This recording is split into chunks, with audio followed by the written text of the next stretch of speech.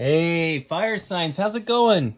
Welcome, fire signs. I hope everybody's doing well. Aries, Leo, Sagittarius, everyone, hello, welcome. We have a pick-a-pile today, by the way. Isn't it grand? Yes, indeed. Pile 1 will be the Santa Muerte Tarot.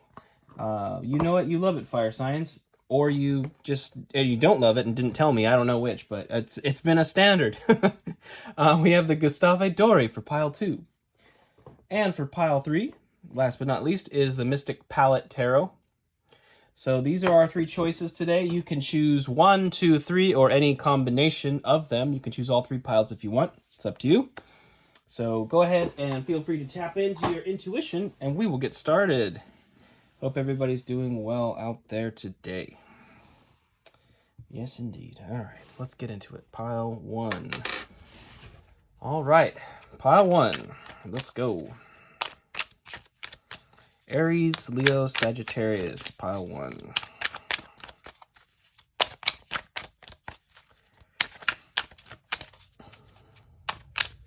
All right, I'll do one more shuffle here.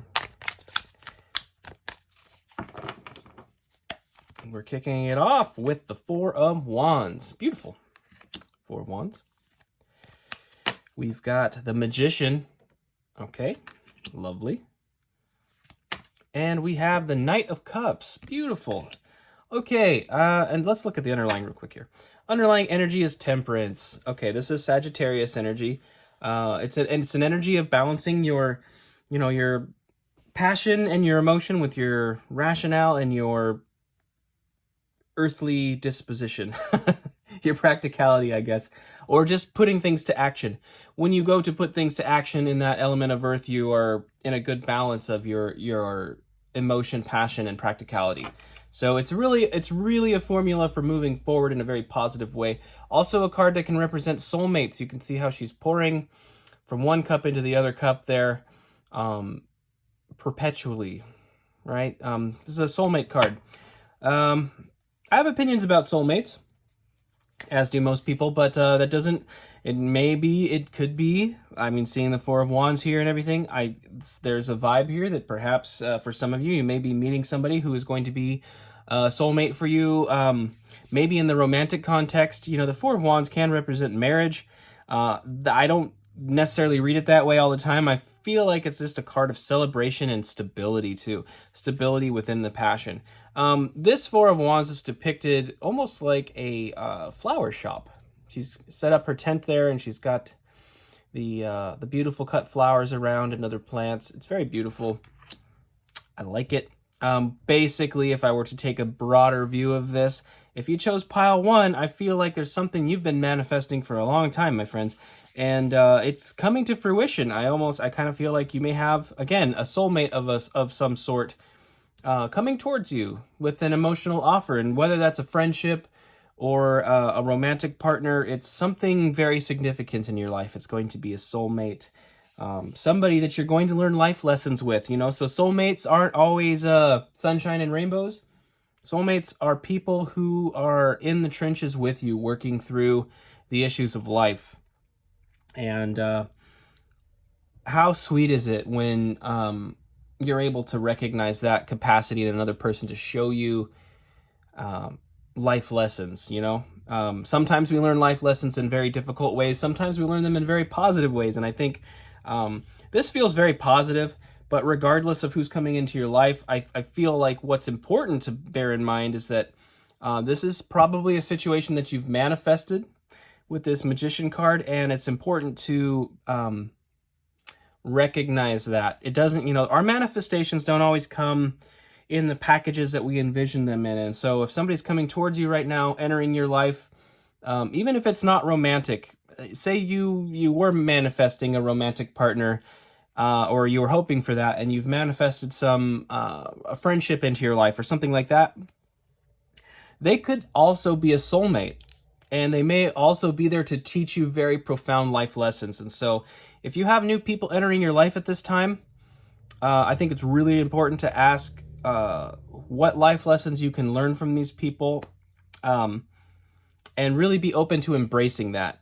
I think I think oftentimes, especially with romance, we get this idea in our head that the other person is going to, you know, make us feel better and fix our problems and that kind of stuff. And it's just not the case. It's not the case. It's somebody. It's really somebody coming alongside you in the trenches of life, you know, with a shovel, ready to get to work in a lot of ways. And there is, when you recognize that capacity in another person, you're really seeing a facet of love that is quite profound. You know, somebody that's ready to get in there and shovel the shit with you. It's just, it's a beautiful thing. And it can be fun too. It's obviously going to lead to some celebration, some very happy times. So it looks like if you chose pile 1, you've got something really great coming around the bin that you have manifested. So be on the lookout for that. And we'll go ahead and move into pile 2. Pile 2. Let's go. Gustave Doré Tarot, pile 2. I really like this deck. Most of the time when I use it, I will at times be referencing some biblical things because this artwork is based on some of the biblical imagery. So just bear that in mind. If I start talking about some Bible story, it doesn't mean that I'm advocating for any particular religious group, okay? I purchased this deck because I love the artwork. It's very gothic and just it fascinates me. It's very well done too. I just think they're beautiful. Okay, so the last time I used these in the water sign video, I definitely had a moment where the imagery and the biblical correlation was part of the reading. So just bear that in mind. Let's get into it now. We're kicking it off with the Knight of Pentacles here. The Knight of Pentacles. All right. Pentacles. I'll do a couple more shuffles here. That one's sideways. We'll take it. The Hanged Man. Plot twist. Okay. One more. All right. We'll go ahead and take this top one. And the Hierophant. Okay. The Knight of Pentacles, the Hanged Man, and the Hierophant. Underlying the deck is the King of Pentacles. Okay, if you chose this pile, I feel like there's an upgrade situation going on here. From the Knight to the King. From the Knight of Pentacles to the King. And that is going to come through a shift in perspective. I think so. The Knight of Pentacles is one that plans very tactfully, very cautiously, plots his course forward in doing whatever the endeavor is, right? So there's a lot of planning, a lot of foresight, a lot of by the book energy here, and that is going to change. You're going to reach your goal and sort of upgrade into this King of Pentacles energy, but there's a requirement. There's a requirement for you to see things in a different light here, in a very different light. The way this is represented, it looks like an angel coming down into a room, into a temple, basically. I'm not exactly clear on this, and forgive me, I'm not very good with my my classical art and history and all that, so bear with me as I am a Luddite. But we have this angel coming down into the room, and it's disrupting these priests, and you could almost think of it like these priests are basically like the facets of your logic that have sort of plotted this course out for you. Like, yes, I'm going to ride my horse 8 paces this way, and then I'm going to get into the line that gets on the boat that takes me wherever. I don't even know if that is a boat. Yeah. Okay. You know, you've got all these plans, right? Spirit kind of interjects, flies in, and is like, the hell you are. I want you to become uncomfortable. I want you to become trusting in me. I want you to recognize the fact that not everything's going to go according to plan all the time, and there's an element of surrender there, you know, an element of surrender. The Hierophant here is depicted. This is King Solomon, and King Solomon, if you don't know the story, basically he kills like he sacrifices like the equivalent of the New York Zoo to God, just burns tons and tons of animals, like a lot, and God really liked it, and God said, hey, that was great. what do you want? I will give you anything you desire. And he asked, rather than asking for riches and fame and gold and all that stuff, he asked for wisdom. That's the story basically. And God says, well, since you asked for wisdom, that was very wise, paradoxically, and I'm going to give you both. I'm going to give you the gold and the riches, but also the wisdom. The way that ended up kind of working over time is he wrote books like Ecclesiastes and stuff, or is alluded to have written them, where he sort of speaks of the vanity of riches. So he was taught a lesson in wisdom through the material blessings, and eventually realized they weren't all they were cracked up to be. What I think is going on here is like, imagine this. You're heading towards the King of Pentacles. What is the King of Pentacles known for? He's known for being abundant. He's mastered the earthly realm and has the riches, effectively. You're plotting your course towards that, right? You've got this intervention from Spirit. It's like, hey, I want to stretch your boundaries. I want to push you in a new direction, and I want you to release some of your controls over how you're getting to this place. I'm still going to get you to this place, but I need to show you some things. And so really, I feel like if you've chosen this pile, you need to be flexible and yielding to the events of life. Be a little more feminine in your receptivity in the sense of how you get there. Go with the changes, go with the ebbs and the flows. And you're going to gain a lot of wisdom on the way, which is actually going to be a bonus. You will receive the riches and the wisdom. Isn't that lovely? I think that's a great thing. So if you chose pile 2, yes, your manifestations are still coming. I feel like you're working towards some very solid things here, but there's going to be some twists and turns that will, of course, impart the wisdom of life to you as you make that journey. And side note to the Hierophant in the more traditional sense, there may be some mentors. There's probably a wise person or a mentor or a group of mentors that have something to offer you on your journey, and it's really suggesting not to be closed off to that possibility. That's a really weird thing to say, but I'll say it anyway, I guess. A little bit of channeling here in a sense. You can receive wisdom from the most foolish of the foolish.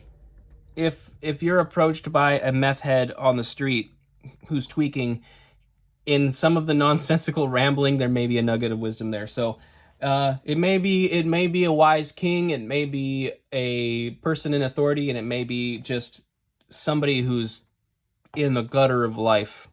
But wisdom is everywhere. Okay, we're gonna go ahead and get into pile 3 now.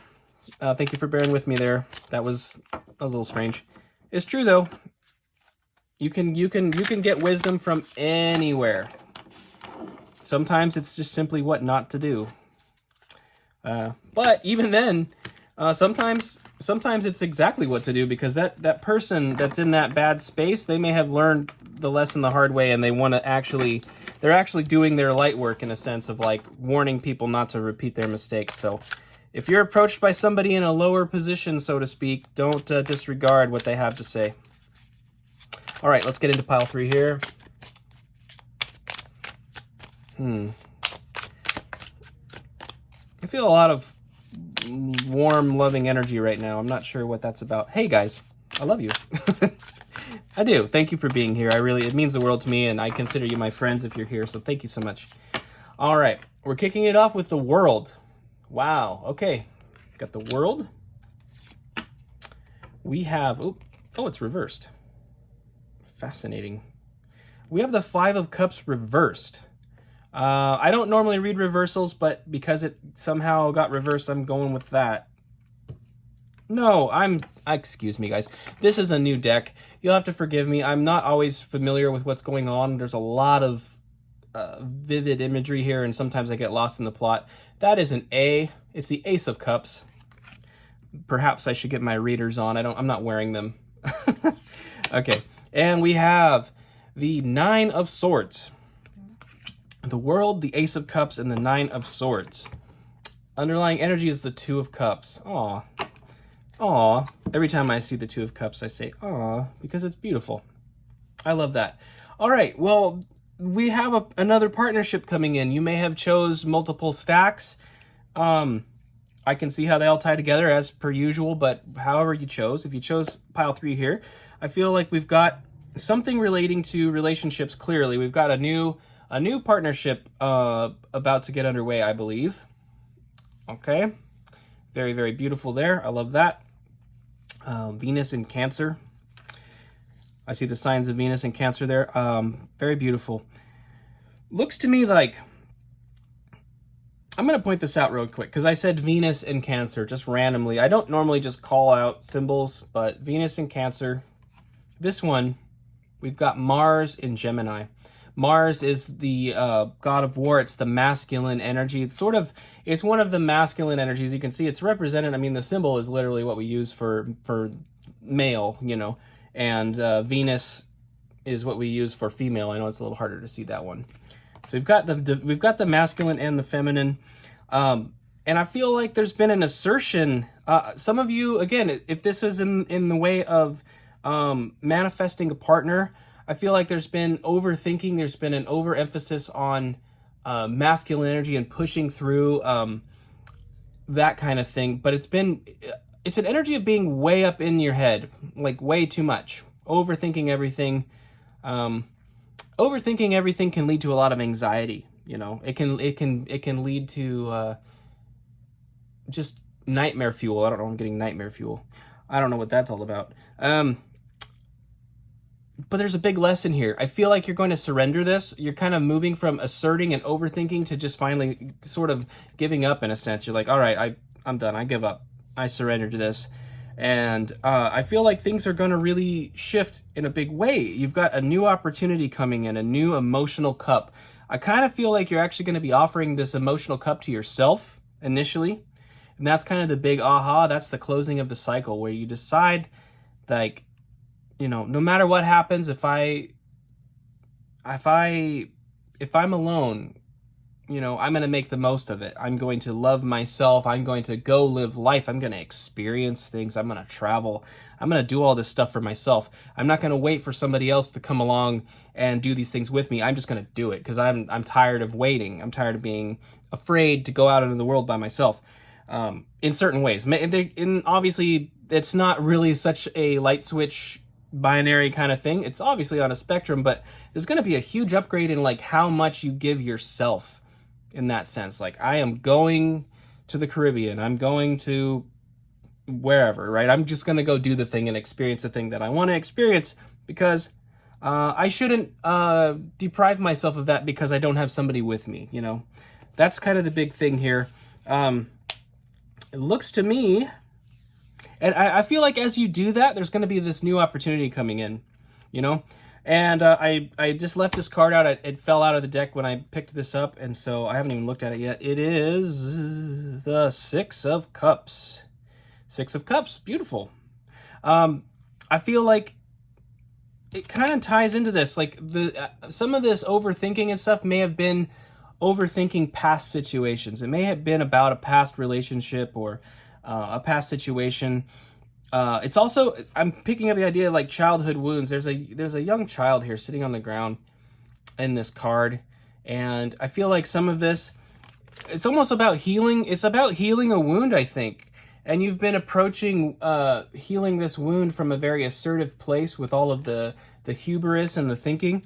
But you're kind of learning to surrender into a feminine energy that's really going to it's going to allow in all of that emotional nourishment from the Ace of Cups. You're going to find that fountain within yourself, you know, the living water within yourself, quote unquote.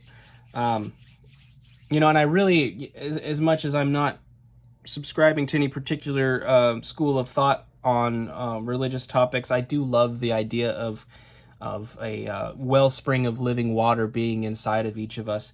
It's really about self-love and recognizing your place in the universe. You know, you find out that the wellspring of life is within you because you recognize that you're part of it all.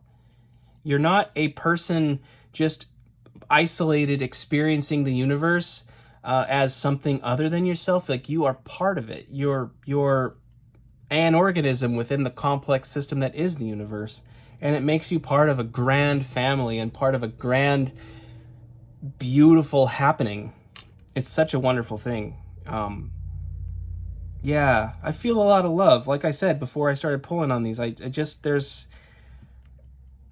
a recognition or some kind of divine aha situation where you start to feel like part of the family in the cosmic sense. You're starting to feel like you're part of the cosmic family. How beautiful is that? I love that. And by the way, of course, like I said, I do think that perhaps, when we have these epiphanies about ourselves, I think that's usually when people start to show up, like I said. So if you chose all three especially, I do think somebody's about to jump in the trenches with you and start shoveling away to a better future. That's an interesting title, Shoveling Your Way to a Better Future. Who knows? Anyway, that's what I have for you guys. Thank you so much for being here. Please hit the like button if you liked it. Subscribe if you're not, if you'd like to. And drop a comment below. Let me know what you chose. Yeah, that's it. Such a smooth outro. All right, bye, friends.